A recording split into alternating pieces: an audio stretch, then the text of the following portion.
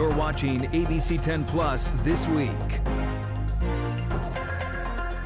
Hello, everyone. I'm Chris Thomas. You're watching ABC10 Plus This Week. We take a look at the impact President Donald Trump's second term could have on California. Plus, in dollars and cents, we explore how right now is the perfect time to rethink and reset your finances. Then we hit the back roads. John Bartell takes us to a retreat in Lake County to see the Great Swan Peace Cathedral. ABC10 Plus This Week starts now. Sweeping changes in Washington this week have people in education on high alert, wondering if they'll be next. And this comes as more families are now eligible for free early childhood education through a program called Head Start. ABC 10's Becca Hobegger spoke with a local school district about the urgent push to get new families enrolled.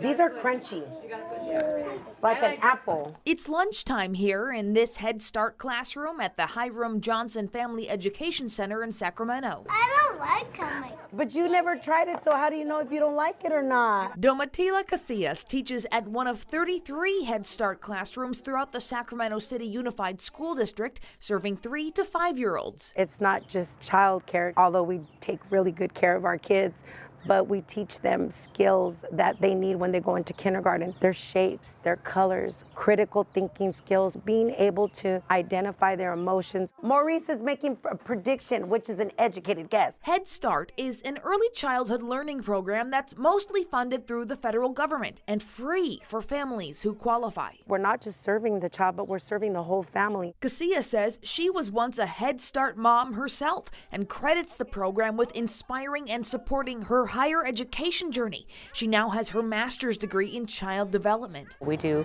parent workshops, we do family fun days. We offer resources to families if they want to get a better job, if they want to go back to school, if they are struggling with food, if they're struggling with clothing. Christina Rosselli with the district says up until recently, only families who fell below the federal poverty threshold were eligible. But there are many families just above that line who are struggling, and in places like California, spending a lot of their income on housing. So last year, a new federal rule went into effect, allowing Head Start programs across the country to take into account how much families spend on housing when determining eligibility. So excited that Head Start has opened up enrollment to more families. So Head Start enacted a new policy this year where they can deduct housing costs and some of their utility costs out of the eligibility requirements, so more families will be able to qualify. Sacramento City Unified School District officials and Head Start California tell ABC 10 they're urging families throughout the state with young children who are above the federal poverty line but still struggling, especially with housing costs, to contact their local Head Start program and see if they are now eligible for this free program. We're hoping that this can get out. Families can see that these programs maybe now are accessible to them where they weren't before, and we hope to get a lot of calls and enroll and fill up our classrooms as soon as we can and serve more of our families across Sacramento. I have to say the kiddos are so cute. They put a smile on all of our faces. But I do have a serious question for you. Is there any word in Washington that the Head Start programs could lose funding? Well, you know, Alex, Head Start California says they are keeping an eye on a bill making its way through the U.S. House of Representatives. It would roll back the new rule from last year that, among other changes, expanded that household eligibility. Well, that bill hasn't moved since November, but if it passes, Head Start California says they are confident that families enrolled before that rule is rolled back would get to remain in the program for at least a year. So, Alex, that's why there is such urgency in getting the word out to families who might, at least for now, be eligible for Head Start, and to get them enrolled as soon as possible. How could crackdowns at the border and mass deportations impact our wallets? ABC 10's Jeannie Nguyen is hearing from the experts tonight, asking what could happen to produce and the cost of food. Well, Alex, California is a prime supplier in the world's food supply, but experts tell me crops in the state are at risk of rotting in the fields, leading to higher costs and less supply. We supply 60% of the leafy greens that our nation consumes on a daily or monthly or annual basis. Norm Groot with the Monterey County Farm Bureau represents farm workers and ranchers. And with the responsibility to supply that much produce nationwide and globally, he says it requires a lot of manual labor. We need 55,000 farm workers to harvest our crops each year. The Public Policy Institute of California says more than 90% of California farm workers are immigrants, and more than half of those are undocumented. Many immigrants, including undocumented immigrants, are members of our community, contribute to our economy, are workers, attend our churches, go to our schools, and to have a large part of our community scared. President Donald Trump has repeatedly threatened mass deportations and sweeping border crackdowns, leaving many farm workers anxious. If we are unable to have crews to harvest those crops, they will sit in the field and they will not be harvested, nor will they make it to the marketplace. And if that happens, Groot says people can expect to pay more for fruits and vegetables. There definitely could be an impact to the consumer supply chain if there are shortages, and that means higher prices through supply and demand. Right now, Groot says crops are not being produced because of the winter season. He says he and his community are keeping an eye on the situation in Washington and doing their best to educate people of their rights if they are approached by Homeland Security. Are we really doing ourselves a favor by attacking those who are at one time considered essential workers during the pandemic, and now suddenly that equation is flipped the other way? The UC Davis Immigration Law Clinic does provide resources to people without legal documentation. Those resources include legal representation and advice.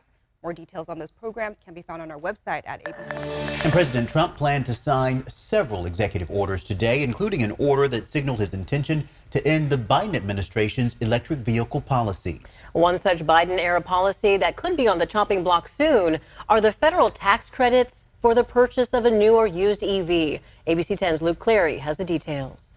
At dealerships around the country, uncertainty around electric vehicle tax credits. Dante Declarado is a manager at Maida Chevrolet in Elk Grove. Right now, we're trying to sell as many EVs as possible while it does last. He says about 25% of the new cars he sells are electric. Customers tell him they're cashing in on the $7,500 federal tax credit for savings on qualifying new models, like the Equinox EV. Google Maps on here, you have XM radio. And if people were to have to pay full price, do you think you'd have a lot of customers thinking twice? Definitely, yeah. It's going to be a deciding factor on there. I mean, $7,500 is huge. Huge savings. In Washington, President Trump signed an executive order on day one repealing Biden-era rules on electric vehicles. He railed against the EV tax credit during the campaign. Shortly after Trump's victory, Governor Gavin Newsom said California would propose a new state rebate if the federal one goes away. It's become much more political than it should be,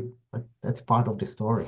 UC Davis professor and transportation expert Gil Tal doesn't believe the credits will be repealed, not immediately anyway. It will hurt the car companies, it will hurt the dealers, it will hurt the red states, the blue states, so it's not about California. And that's why I think that if it will happen, it will be much more gradually. Declarador says he hopes Trump decides to keep the EV tax credit in place. I would definitely tell him to keep it because I voted for him. People in general just want to benefit from the tax credit no matter which party they belong to, UC Davis professor Gil Tal said his advice to consumers is not to rush to buy an EV if you're not already in the market for a new car. But he said if you are planning on buying a new car soon, that the federal and local incentives and the savings on gas might make going electric worthwhile. Reporting in Sacramento, Luke Clary, ABC 10.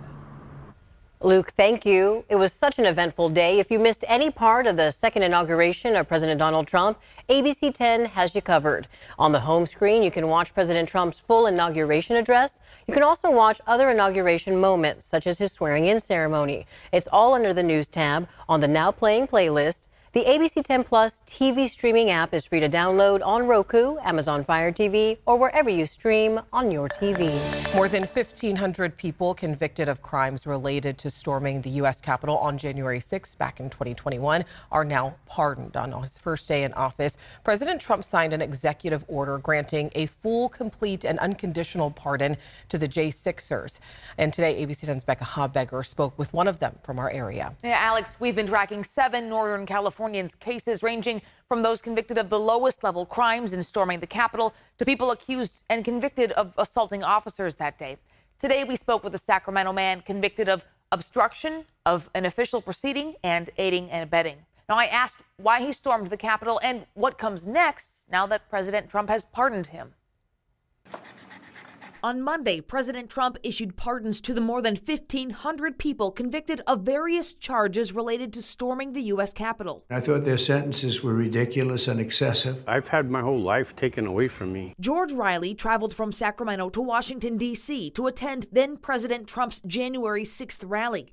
He then stormed the Capitol, as he stated in this post on his Facebook page. People ask me why I went into the Capitol, and I tell them that soldiers like me, when we hear gunfire or we hear explosives, we go running right at it. Riley is a U.S. Army veteran and says he heard Capitol Police deploying explosives. When I heard the explosives, I ran up into the Capitol building. He took photos of the scene. We were walking around, giving ourselves a self-guided tour. Riley spent 14 months behind bars altogether as part of a plea agreement in which he admitted to entering the Capitol as part of a mob that pushed past law enforcement officers during the insurrection. In exchange, federal prosecutors dropped additional charges against him. On Monday, President Trump's executive order pardoned him. It's an honor just being pardoned by Donald Trump, you know? Do you have any regrets about January 6th? Is there anything that you would do differently if you could rewind the clock? No, absolutely not. I stood up for what I believe in, and I will never apologize for standing up for what I believe in. I was persecuted because I support Donald Trump, not because I did anything wrong. I was a political prisoner, not a criminal. I was a POW in my own country. And you understand that it was traumatic for many of those officers trying to defend the Capitol and do their job, right? But you also know that I feel like those people provoked the incident to happen, because the whole reason I went in was because one of them was throwing concussion grenades at people who were peaceful protesters. He says he's still waiting on answers as to what the full pardon means. We're just going to have to find out. Trump's pardon appears to cover the 7 Northern California cases ABC10 has been following. Nationwide, those pardoned include more than 250 people who were convicted of assault charges. More than 100 police officers were injured in the riots. Some Republican lawmakers this week objected to the scope of the pardon. It was surprising to me that it was a blanket pardon. I certainly don't want to pardon any violent actors, but there's a real miscarriage of justice here. Now, according to President Trump's executive order, 14 people received sentence commutations, not full pardons. Trump said that was because it looks like they could have done things that, as he says, were not acceptable for a full pardon. Alex. In tonight's Dollars and Cents, we're talking new year, new money goals. It's 2025, and now's the perfect time to rethink and reset your finances. During these past several weeks, we've been looking into ways to build better money habits. One of your goals might be to pay off holiday debt. An expert I talked with says it all starts with your budget. I always say paying down debt is probably the best thing you can do. 30% of Americans say they expect to go into debt over the holidays, according to LendingTree. While WalletHub says 47% still have debt from last year. Seeing people spending an average $1,500 extra a month on eating out. And then as far as gifts go, we do see an average of $3,000 being spent in December. Sacramento-based founder of Golden Wealth Capital, Pam Rodriguez, says she's seeing an uptick in credit card use, while inflation and high grocery prices are making people more prone to dining out. New year, new money goals. And one of the popular goals that people have is to get out of their Christmas spending debt. Where do we start, Pam? The number one place to start, and we say this every time, is taking a look at your budget. If you don't have one, creating a budget is the number one place to start. See where your money has gone and make a plan. You can tame your credit card balances by paying more than the minimum due. To make 2 payments in 1 month versus 1, and that automatically helps you put that little bit of extra money towards the interest only. Too much debt can negatively impact your credit score. An aggressive approach to paying down debt can help you avoid high credit card balances and interest payments. Also, find places to cut expenses, even if it's just for a few months. Netflix is probably on everybody's list of wanting to keep, but maybe an Amazon membership is not something you need. Another way to help pay down debt is to stop using your credit cards, but don't close your accounts, which can negatively impact your credit score. Just make sure those cards are not easily accessible. Hide them away somewhere. And I know you mentioned those interest rates. What if the credit card interest rate is really high? Yeah, call your credit card company, right? It doesn't hurt to ask them to lower that rate for you. LendingTree says about 76% of people who asked for a lower rate actually got one, and the average reduction was about 6%. I have more New Year, New Money Goal stories for you. Next week, we'll talk about improving your credit score. Remember, you can find all my Dollars and Cents stories streaming now on ABC10 Plus. The app is free and available on Roku, Amazon Fire TV, and Apple TV. You can also email me your questions at lpainter@abc10.com. Following the devastating wildfires in Los Angeles, private fire companies have been a growing topic of conversation. I visited one in Roseville to see how they operate, and while they don't all operate the same, one business I spoke to says that they're growing. It's not your usual fire station. You hear all the dispatches going on. But in this Roseville business complex, Capstone Fire and Safety Management, a private fire company, says business is growing. There are more and more companies like us providing this service across the western U.S. Capstone has a fleet of engines and trained firefighters on standby. We do serve high-risk fire areas. In fact, that is probably at the higher end of what we do. While there are companies that work directly with homeowners, Capstone Fire says they and many other private fire companies in California operate differently. We provide wildland services, response services to insurance customers across the western United States. Capstone says all the work that they do is through insurance companies, not with private homeowners. Generally, you'll see in a homeowner's policy, it'll say that Company ABC, in our case Capstone, may arrive at your property during a wildland fire to provide you prevention or mitigation services. Capstone's insurance division responded to 98 calls from May 2024 through December 2024. They point out they are not dispatched through the 911 system. And once we arrive on scene, generally we touch base with the local authorities, fire authorities that are already there, and then we'll get to work. And when you see their engines coming, you'll notice a difference. A few years ago, an assembly bill was put into law that requires private contract fire agencies such as Capstone to follow a certain set of guidelines. Things like we don't respond with lights and siren.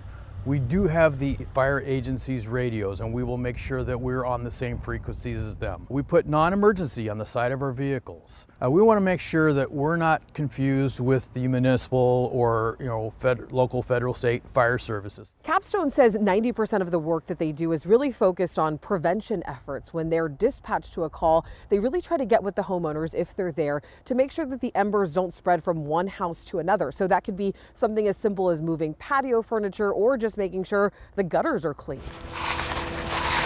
Retired firefighters to those who are looking to get more experience, Capstone has a wide variety of responders on staff. And we take all of the same courses that any wildland firefighter would have to get through to be an entry-level firefighter. We train all of our people to the standards of the National Wildland Firefighter Coordinating Group, NWCG.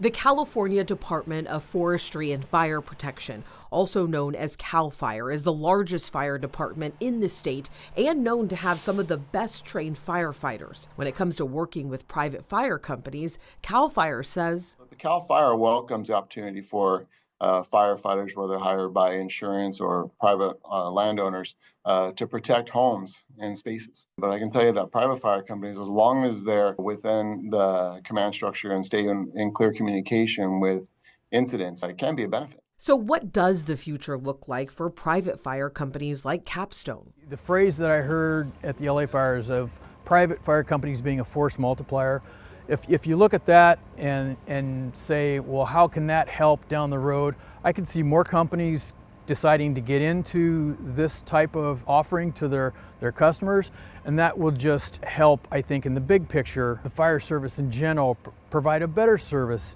to the public. We work for companies all across the spectrum. We put ourselves in a position to do the best job for the most people. Sacramento County is making strides in opening a one-of-a-kind campus. It'll provide housing for homeless people and help them find permanent housing. It'll be known as the Safe Stay Community Campus at Watt Avenue. ABC 10's Roxanne Elias joins us live from the site now. Roxanne, you've learned a lot today. What makes this project different? Well, Laura, behind this fence you see right here behind me, a lot will be coming soon. Sacramento County is going to be adding several shelter cabins here, along with a weather respite center. And for the very first time in Sacramento County, they're going to be adding safe parking, which will have security here on the premises. 3, 2, 1. A groundbreaking ceremony took place at this empty warehouse off Watt Avenue in North Highlands. It will soon be a Safe Stay community campus. What it really represents, I think, is the county meeting the need, meeting the moment in terms of addressing homelessness, unsheltered homelessness in our community, and doing it in a way that represents kind of the state of the art. The campus will include 225 beds in Safe Stay cabins, safe parking for about 50 people, and emergency and weather respite beds for 75 people. Once it's constructed, the county's Department of Homeless Services and Housing will be in charge of overseeing the day-to-day operations. So the really great thing about this site in particular that we don't have at any of other shelters is the sheer size and the ability to really wrap everything people need. So they'll come in here and they'll have all their needs of daily living met. They'll have access to sanitation and to laundry facilities, and they'll get 3 meals a day and pet care. It will also offer social and healthcare services. And for the first time in Sacramento County, people living in their cars will now have a safe place to park, monitored by security. We know that a lot of people who are unsheltered actually are living out of their cars, and in a way that you just described. It may be a family that's barely hanging on, but they still need that vital transportation to get their kids to school or get to work. These families will also receive help with seeking shelter and services. The construction of this campus is expected to cost $42 million and is mostly funded by the American Rescue Plan Act. The county says additional funding will be secured to provide supportive services and maintain the site. And if you break down the funding, it's actually not that expensive. It's a heck of a lot cheaper than letting someone stay out in the community unsheltered, where they are extremely expensive in terms of the emergency response from fire, our emergency rooms, our law enforcement response. The county is hoping to open up this location by the end of the year. As we have mentioned, they will be having security here on the premises to protect the people that are staying here, as well as the entire community that surrounds this location. I'm live in North Highlands. Roxanne Elias, ABC 10. Okay, the first step in many to come. Keep us posted on the progress. Roxanne Elias, thank you.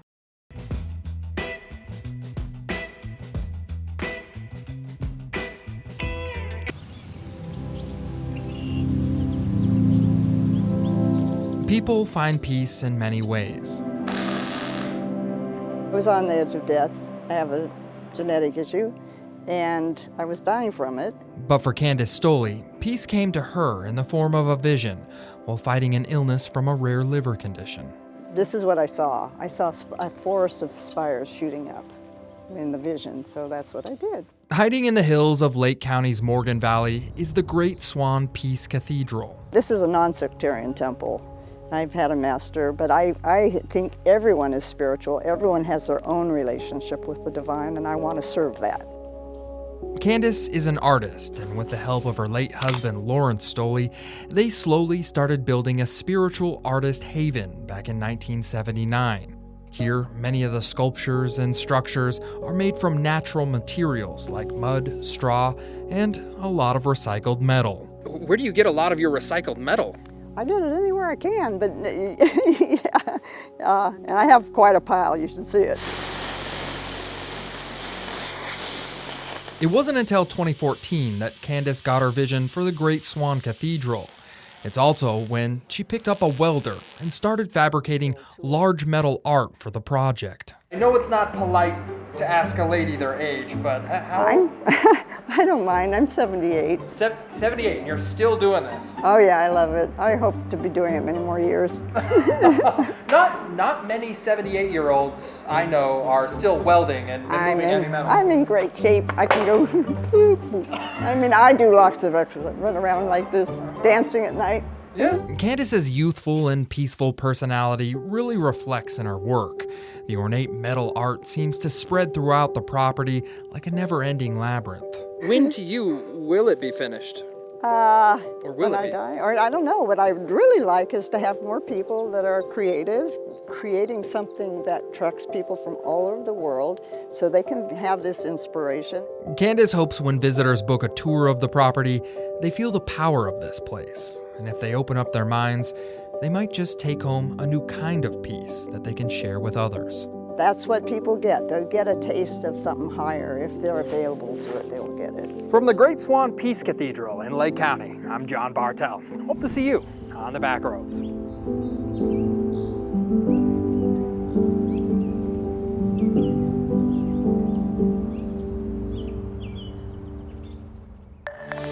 Thanks for watching ABC 10 Plus this week. We are here 24/7 on the free ABC 10 Plus app. You can get your local news and weather anytime, anywhere. I'm Chris Thomas. We'll see you next time. Trust isn't given, but earned. It's built every day by doing the hard work, putting in the hours, doing the research, holding the powerful accountable, and being there when you need us most. Working hard to earn your trust every day, every newscast, every story. Watch weeknights at 6 or stream live on ABC 10 Plus. Thanks for watching ABC 10 Plus. And now that you're here, why don't we take a look around and see what else is here? The very first tile on your left is always going to be streaming 24/7. You can find us adjacent to that, breaking news if it's there. And then right next to that, a replay of the most recent newscast, whether it's ABC 10 Morning News at 5, 6, or beyond, it's going to be there. The forecast beyond that, and then right beyond that, the news that matters the most. Now that you know the basic tiles, let's go up to the top and take a deeper dive into news. We have every single newscast that you would need, including To the Point with Alex Bell, taking a deeper dive into the issues. Beyond that, ABC 10 Morning News at 5 and 6 and 11, the evening shows as well. Below that, you can watch the top stories from To the Point. Under that, Dollars and Cents, where you can learn how to navigate this challenging economy. And below that, you can watch our award-winning ABC 10 Special Investigations, where we hold the powerful accountable. Going into weather, look, it's the 10-day forecast, getting you ready for the weekend and beyond. Beyond that, sports. I know you care about the Sacramento Kings. We have the most comprehensive guide to anything, everything Kings in the locker room and on the court. We have it. Below that, I know you care about the San Francisco 49ers. We can't mention Bay Sports without talking about the Oakland A's. We have that too. Backing out again, come up to the top and join me on Verify. I'm super excited about this. Our experts are checking the facts, verifying the truth for you. Jump up now to shows. Very excited about this. Oh, look, it's Take a Look. This is my show. I love movies, and if you love movies or streaming shows, whether it's on screens this big, or this big, it's Take a Look. Recently went behind the scenes, sat down with Lady Gaga and Joaquin Phoenix to talk about Joker 2. I love the movie, and oh, I just heard you shout you hate the movie. Jump in, we talk about it on this show.